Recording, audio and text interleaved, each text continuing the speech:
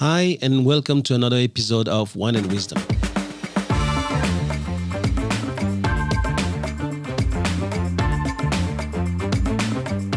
I'm Thomas Le Hoang, and you're listening to the TL podcast, where knowledge is shared and no one takes themselves too seriously.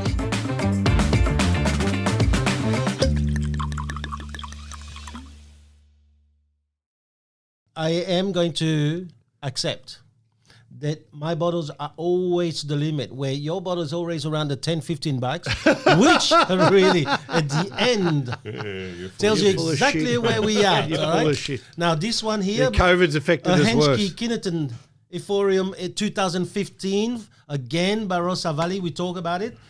5-generation winemakers. Great. Now, you said that your company was probably the eldest.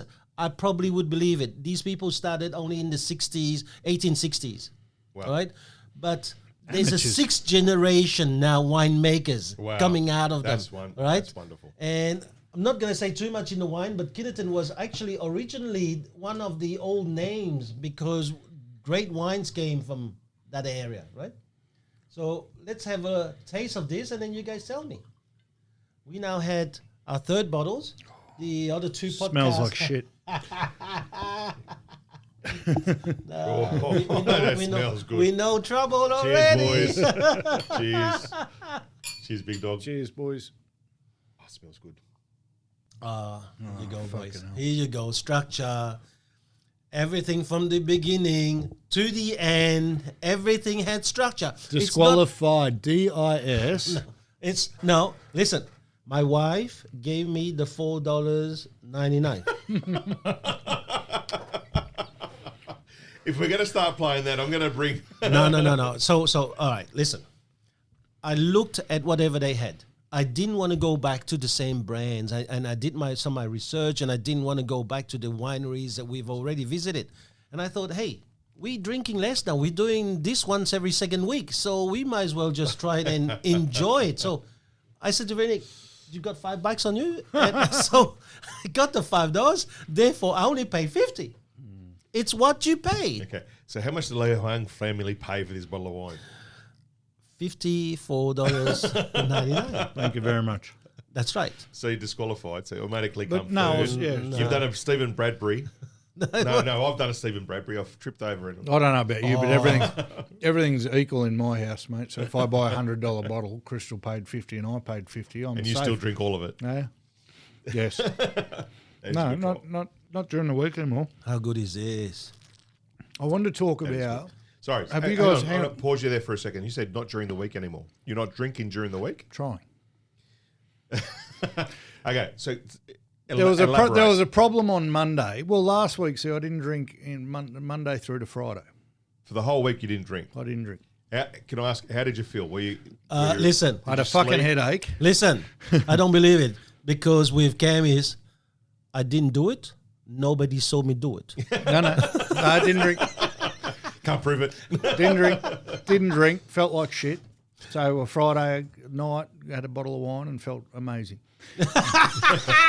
Saturday night, drank 3, felt even better. Right? So I was driving down here feeling very dusty. I felt hungover. I'm like, you haven't had a drink for 4 days. That's your problem. So you haven't had a drink... And I know we're not in a competition because you wanted to go in a competition to be away, but have you dropped some kegs? Because No, not yet. Not So yet. It's you- way too early, mate. So you've dropped Way the white too wine early. and picked up the hamburgers? Way What's too the- early. It's actually giving me a headache. No. There was a slip up on Monday, but that was not my fault. Oh, It was the on sleep up went Sunday. from Monday to Tuesday? No. No, so Where's Thursday, Friday, Saturday, so Sunday? Saturday night, the girls went out drinking and painting. They did that painting in Picasso. Which thing, looked right? all awesome, Yeah. by the way. Yeah. So they came back to my place and there was a few more red wines drank, but we cracked a bottle of award-winning Cab Sauv, I think it was, 2016, but they only had one glass out of it. And I'm staring at it on Monday going, if we don't drink, this is going to go off. It's going to taste like one of Chris's out of his garage. Oh, for fuck's sake. Seriously. So Huge I overbill. said to my wife, I know this is going to sound suspect, but if we don't drink this red We need to wine drink it. tonight, it's going to go off. So We drank that, and I finished off the half a bottle of Chardonnay from the night before that I had. Well, because if you're going to drink, you might as well drink. So this was a bit of a slipper. But one thing that happened over the weekend, I was going to talk about, have you guys seen Unbroken? Yeah, absolutely. Great movie. Angelina Jolie movie. Yeah. Holy shit. So, true story. Yeah. So I saw it Amazing. I saw it in the movies years ago when it came out, and then I watched it with my 13-year-old on Amazing Saturday movie. night, that same night. Have you seen it?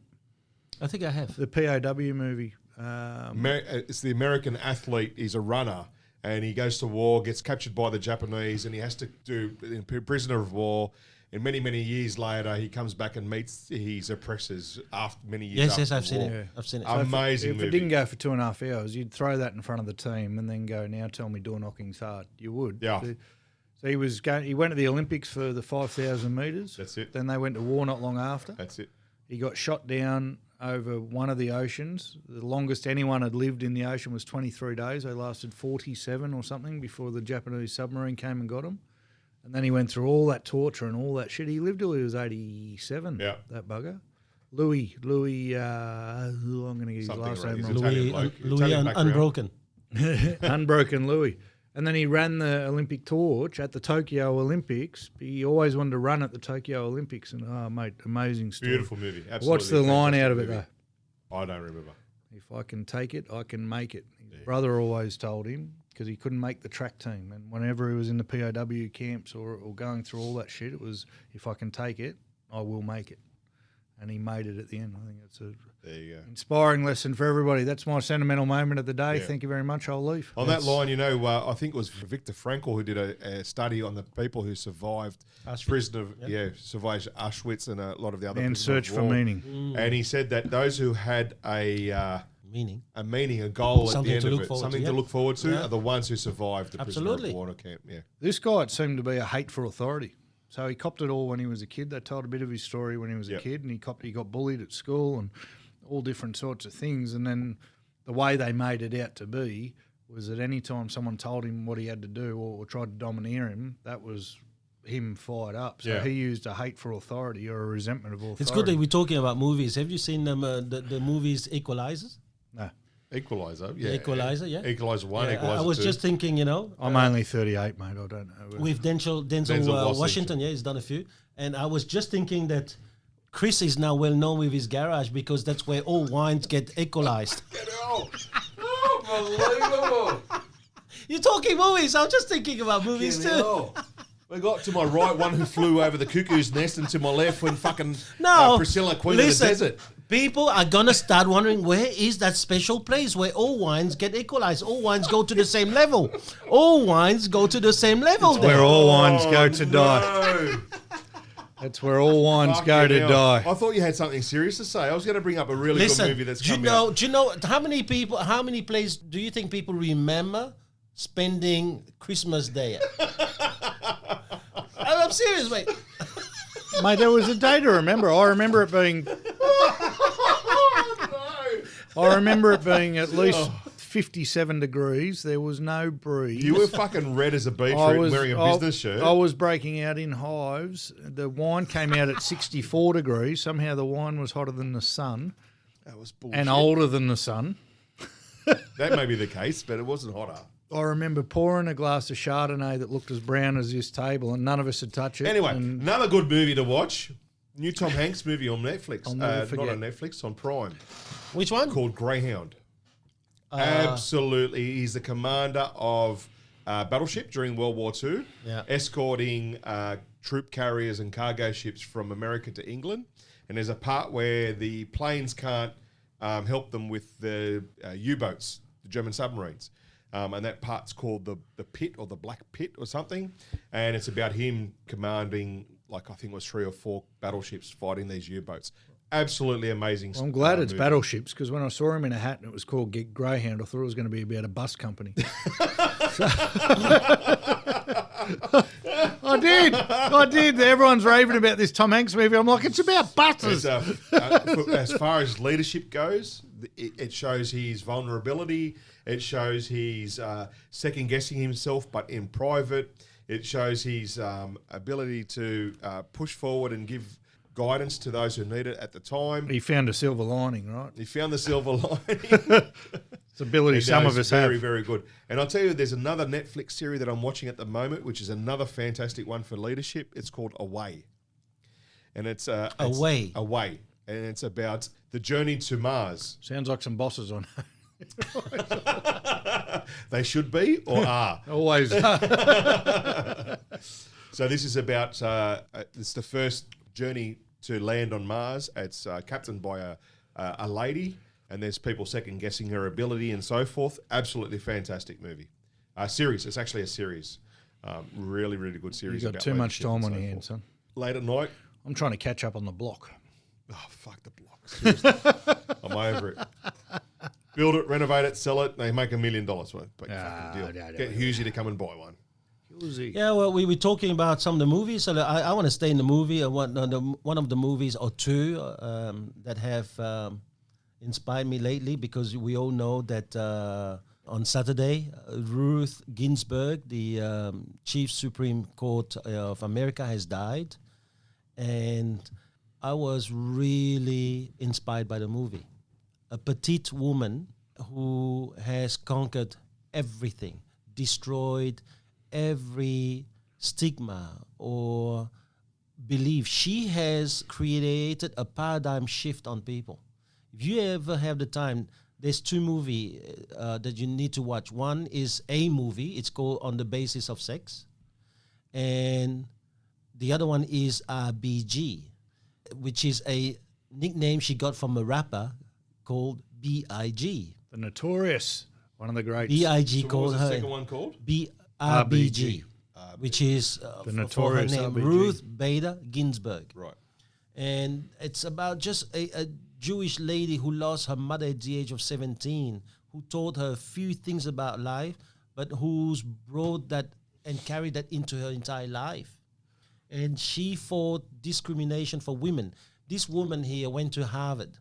After 2 years Harvard, where her husband had to be moved, Harvard did not even want to let her go to Columbia, even though she said, I'm going to go over there and learn it. And then you can say that I learned from you guys. They didn't want it.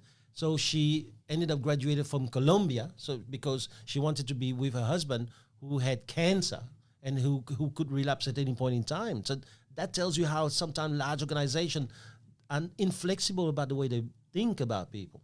And then who went from there being top of the class. In every single year that she's done, she topped the class. But when she graduated, no firm wanted her because it was not the right thing to do back in those days to have a woman solicitors, a woman lawyer working for you. So she ended up being an associate professor.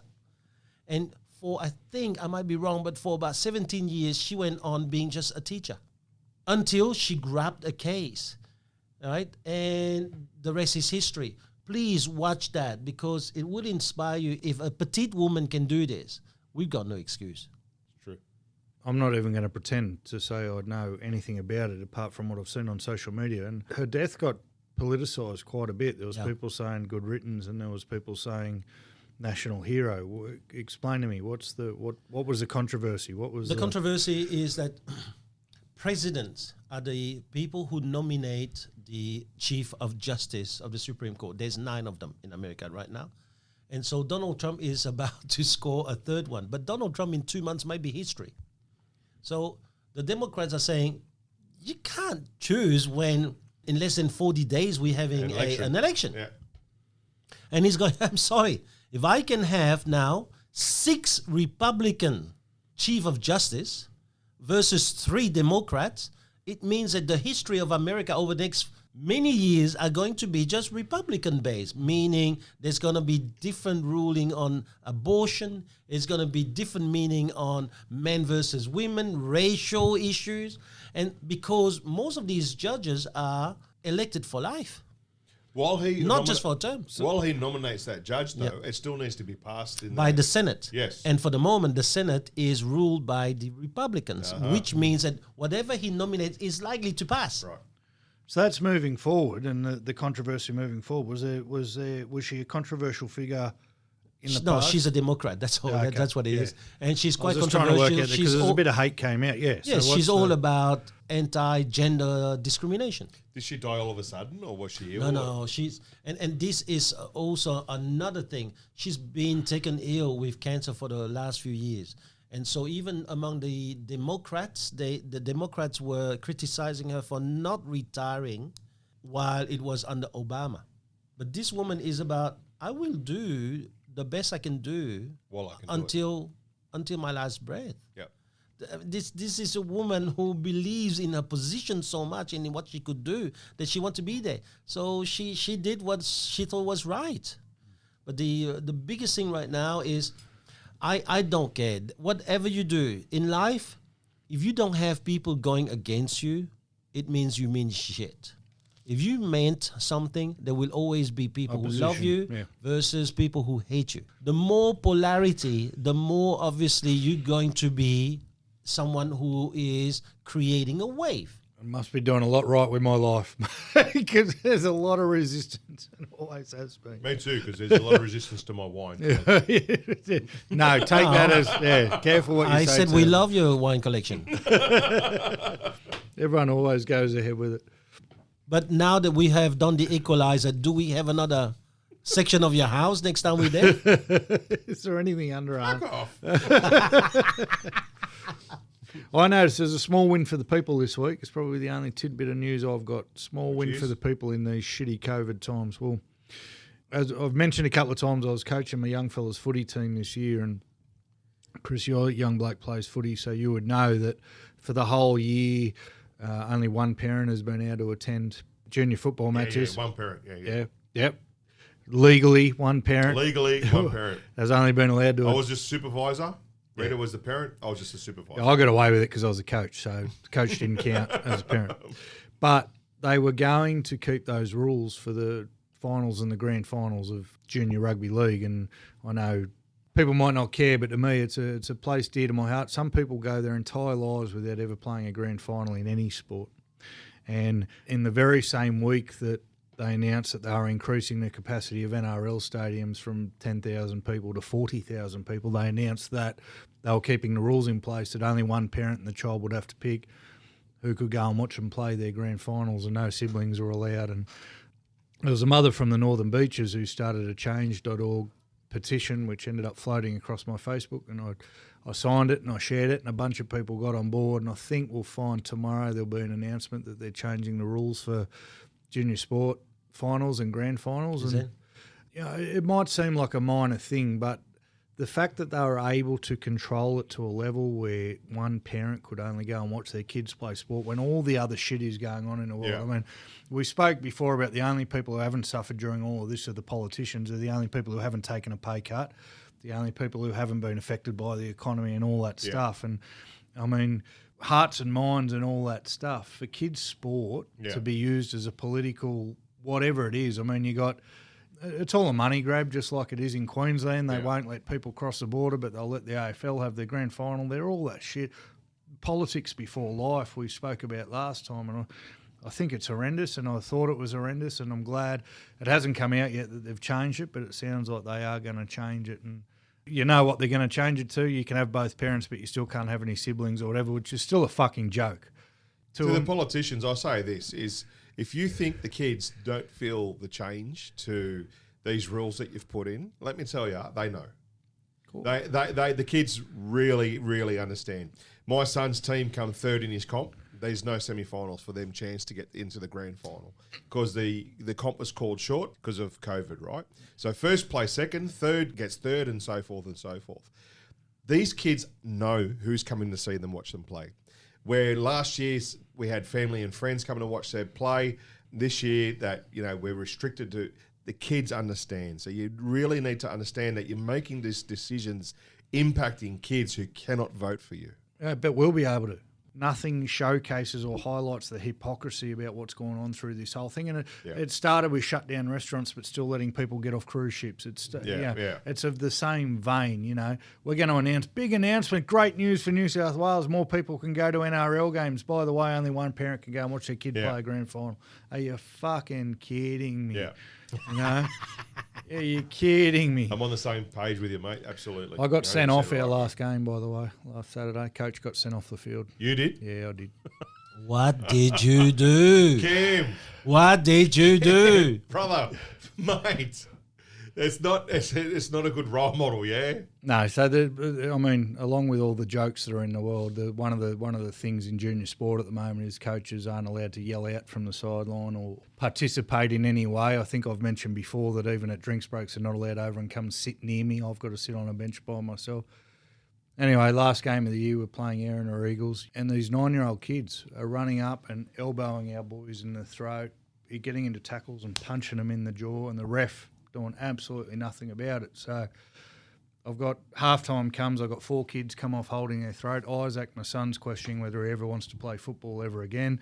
I walk over to the ref, who you're not allowed to talk to the referees, but I walk over and say, listen, these guys are all over here crying. They're getting elbowed, they're getting punched, they're getting slapped in the face. I said, I need you to do something about it. She said, well, I can't do anything about it. And notice I'm saying she, because I'm on a hiding to nothing here. There's probably 18 to 20-year-old girl refereeing this game. So I can't do it if I don't see it. And I'm like, well, open your eyes. You'll be able to see it. They're all crying. They're all bleeding. So anyway, 5 minutes after halftime, fight breaks out because one of our guys gets tackled and 4 blokes run in and punch him in the face. Ref doesn't do anything about it. The bloke who got tackled runs off the field. He's one of the toughest 9-year-olds I've ever seen in his life. And a 9-year-old fight erupts. So I walk onto the field and I point at the ref and I say, this is your fault. You need to sort it. Next minute, 10 officials, security guards, didn't swear, didn't yell, didn't do anything. Got dragged off to the side.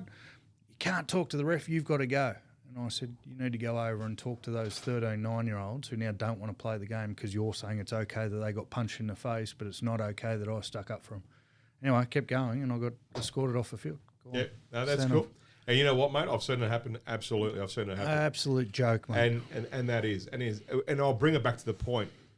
Who's the issue in that thing? Who's the issue? Well, it's the kids that are. There's a whole heap of issues. It's the coach of the other side. Yeah, 100%.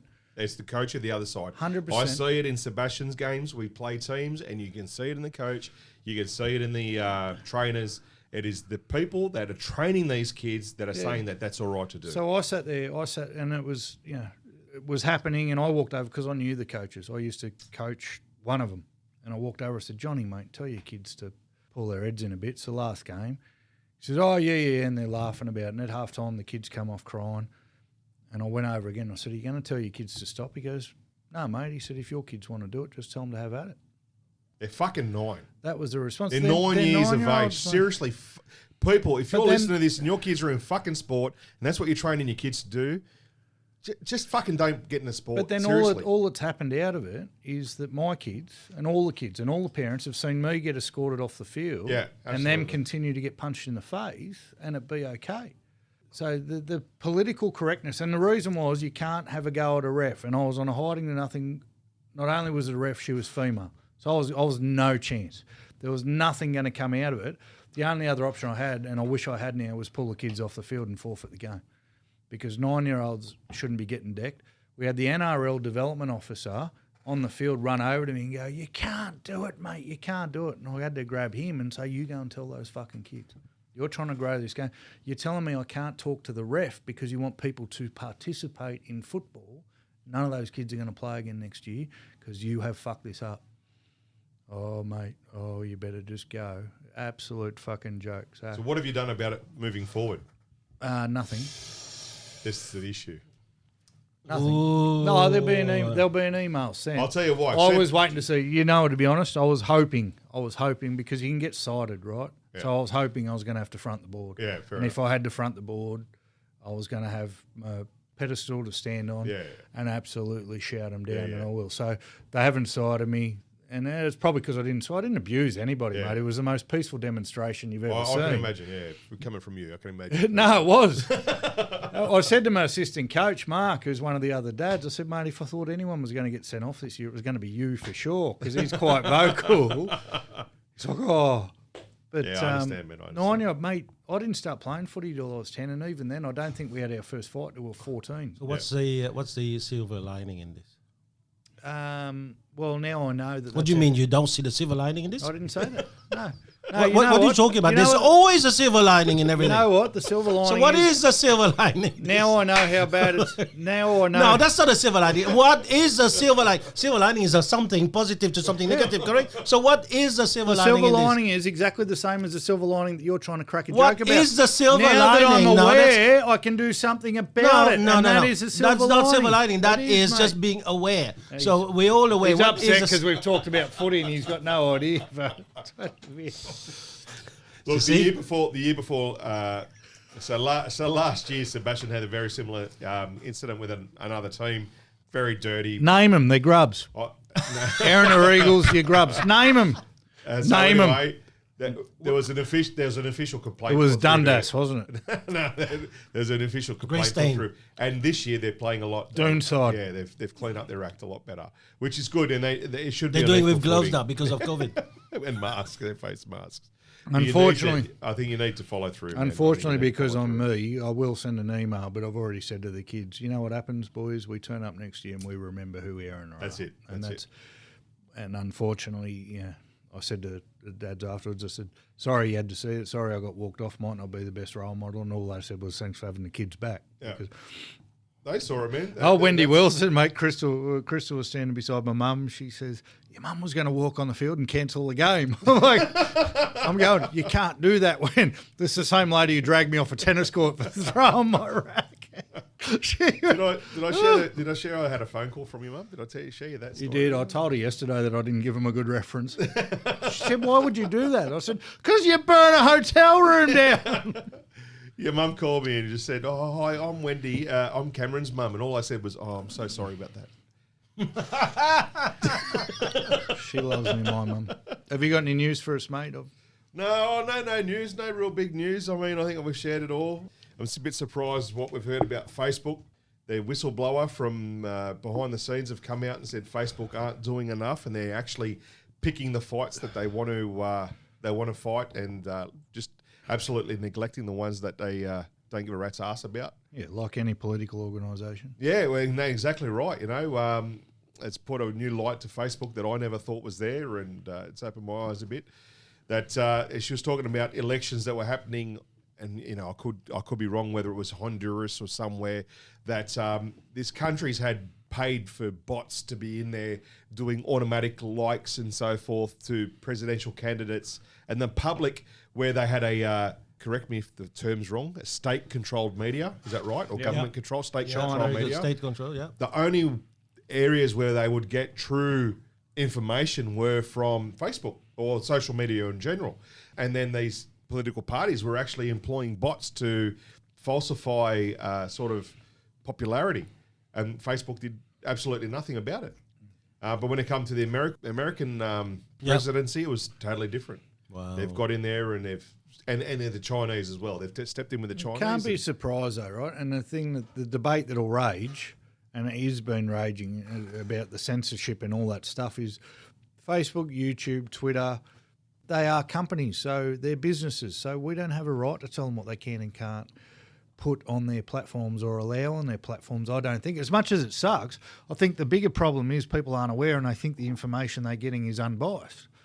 And that's where, and we've harped on about that many times. You need to understand that none of the information you are getting is unbiased. None. So get as much of it as you can and try and make your own headway. It's not Critical thinking. It's not a shock Absolutely, that mate. they're interfering in elections.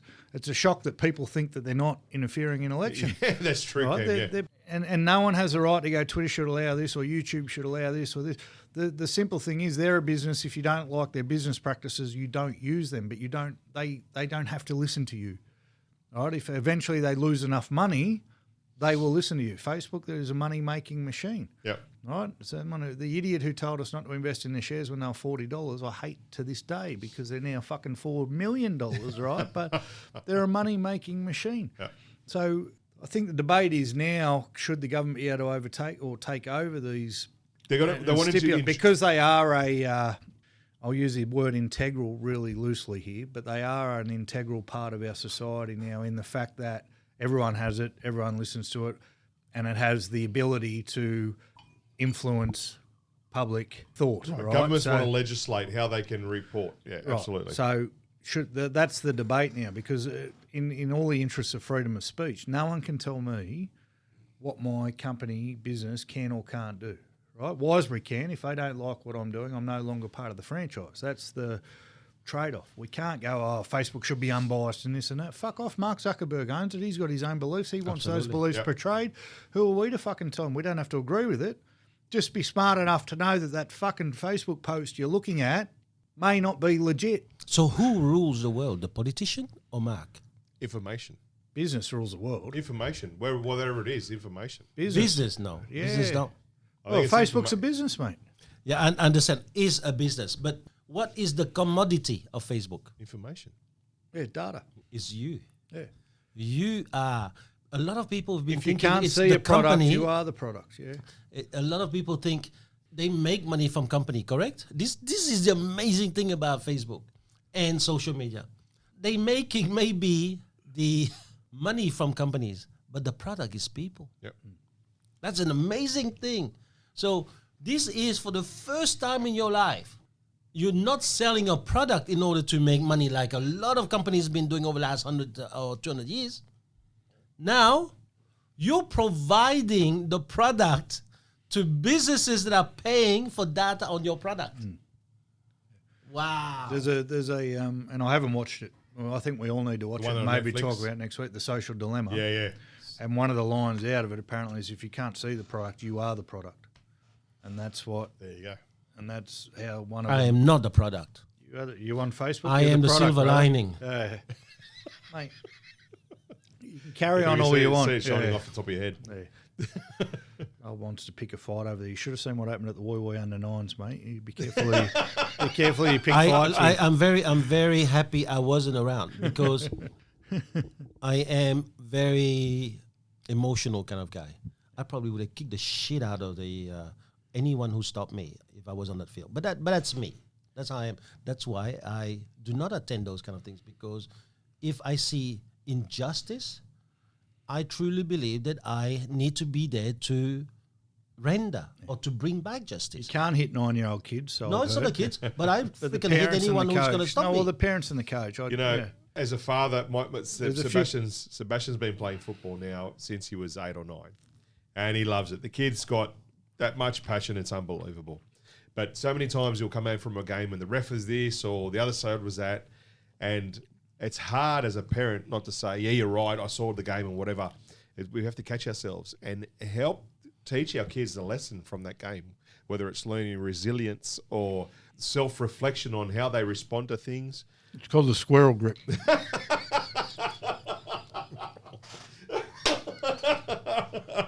I don't like parents at kids' sport generally. Like, I think there's that many people living vicariously through their kids. You're right, Cam. I'm in the sidelines. really- Let's go, Seb. Get in there, Seb. Oh, mate, I'm no shocker. And it's you No, know what? no, I that's love not it. the thing. I That's not love the it, the thing. fact that I can actually go watch now because it's 14-year-old footy. It's on a Sunday, so I can actually go watch it. It's fantastic. That's not I the love problem, it. mate. Cheering your kid on is not the problem. The Yeah. problem is, again, back to the weekend, one of these kids run over while one of our kids on the ground just dropped his knees onto their head. Right? The kid gets up, smiles at his parents who are going. Now, I walk over there and go, "Why don't you run at me?" To the parents. Did you do I that? told the coaches, I said, "If you want to run at me, you can run at me." I said, "But leave the kids out of it." And that was... Yeah, listen, mate. I Because hope I you- can't, I'm way too emotional. I can't be coaching kids. No. sport because I'm way too emotional. Maybe you should be a coach, but that stays away. Right? He's been at my place last weekend. He watched his son get demolished by my daughters. Right? But which I have to say, my daughters play tennis for a few years now. 12-year-olds picking on Right? a 9-year-old, just going to say. And his son is there, but I'm sitting. I said nothing. All I'm hearing is, yeah, girls, yeah, kick, yeah, take advantage of a 9-year-old when you. And I'm thinking, how can you, as a father, say that? Because here are the two things: you destroyed the 12-year-old playing her best, and you concocting artificial sense of belief or confidence into your 9-year-old. Just let your 9-year-old cop the lesson. Resilience. Otherwise, get him not to play. He did a bloody good job. But why does he have to have the belief? Unless dad is around, being the Superman cape on my back. I am not going to be able to do it. So I'm Are you going sorry. to tell the whole story? Or? How many beers in No, there? I saw the whole. No. I saw the whole story. I said nothing. I stood up and I left because I thought, no. I teach my kids the same thing. Well, your kids- Sweat in training so you don't have to bleed in combat. All right? That's a lesson I got from Robert Machinko in his book, The Rogue Warrior. Thomas? And I think that's what we need to be doing. Were your kids So you beating imagine Isaac him quietly? as a... Sorry? Were they beating Isaac quietly, or were they rubbing it into him every time he No, missed they a shot? did. They did not rub it in. They did not rub it in because The banter. no, I stood up for him when the banter I started. saw that day. I saw that day a 9-year-old being a tool to a 38-year-old trying to convince 12-year-olds how to be. And I'm thinking That's not right. that or is fair. wrong. That's not right. Or So fair. the silver lining. I'm going to fight. We're going to go. The silver lining We're is gonna very go. simple. You're going to go. I saw 12-year-olds bullying a 9-year-old, and I stood up for the 9-year-old. I have That's never what I seen. saw. I did not see that. Yeah, his eyes were closed. I did not see that. I was Were sitting your there ears right closed next to as him. well? I did not see Yeah, that. righto. No. Righto. So I Righto. think in the end, How the did silver we get- lining is this. We always tend to defend that is closest to us. The same way that, I'm Vietnamese born, but I'm Belgian educated. Okay, so I get on with French speaking people or Europeans more or better than I get on with Vietnamese because that's my way.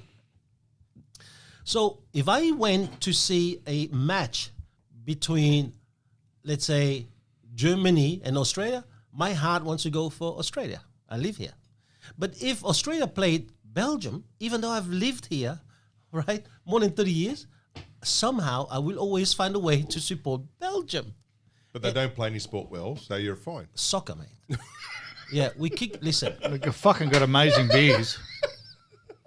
They can make chocolate and beer. Amazing beer. Oh. so what They it don't is- make very good Vietnamese. What it is we are biased. We are biased, mate. We are biased to recognize things that are close to us. Just like you will always give 10 out of 10 to Equalize wine, where where we are going to be more impartial than you. And just like Cameron will always defend his team. I hope that one of these days we're going to have people who are going to have that ability to just switch on the impartial button and see things for what it is. Yeah. Not worse than it is, nor better than it is. Just for what it is. Fuck you. Boys, my wine won, Mine comes second. and he lost again. Thanks very much, boys. Have a great week. Love you all. See you, boys.